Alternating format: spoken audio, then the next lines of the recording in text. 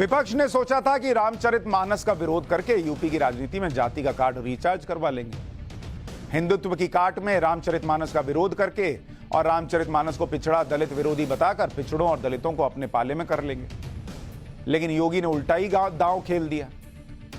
योगी सरकार ने नया आदेश जारी कर दिया कि यूपी के मंदिरों में नवरात्रि के मौके पर दुर्गा सप्तशती का पाठ होगा, जबकि रामनवमी पर अखंड रामायण का आयोजन होगा और इसके लिए सभी कमिश्नर्स और जिलों के डीएम को निर्देश जारी कर दिए गए।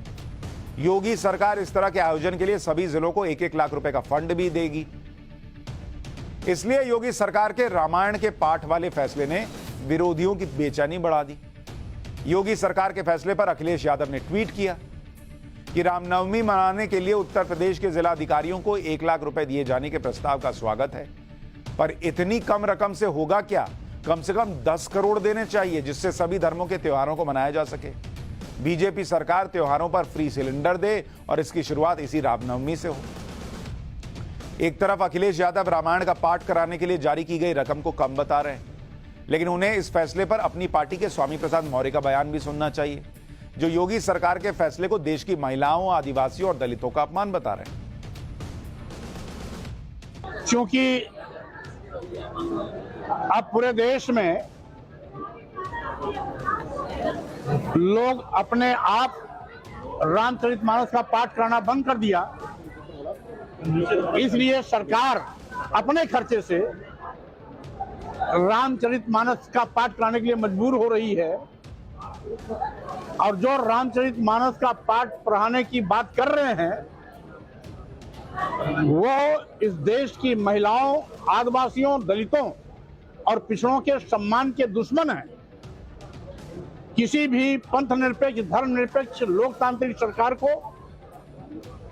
एक धर्म विशेष को बढ़ावा देना संविधान के निर्देशों का उल्लंघन है। दूसरे धर्मों को जब तक मिलता था इन लोगों को कोई दिक्कत नहीं थी। जरा सा अखंड रामायण की बात कर दीजिए, जरा सा दुर्गा पूजा में कुछ देने की बात कर दीजिए, तुरंत इन लोगों को जो है संविधान सूझने लगता है। रामचरितमानस पर जो विवाद शुरू किया गया, असल में ये पूरी राजनीति दलित और ओबीसी वोट के लिए। पिछले चुनावों में ये वोट बैंक किस तरह बीजेपी की तरफ खिसकता नजर आया था, आप उसको देखेंगे, आपको समझ में आ जाएगा कि इनको क्यों रामचरितमानस का विरोध करना है और कैसे योगी ने खेल ही उल्टा कर दिया। अगर आप विधानसभा चुनाव देखेंगे, जो उत्तर प्रदेश का विधानसभा चुनाव हुआ, विधानसभा चुनाव, ये आपको यूपी का बता रहा हूं, 2017 और 2022 प्लस 2022 कितने कुर्मी बीजेपी के साथ थे? 63%। यह है बीजेपी के साथ।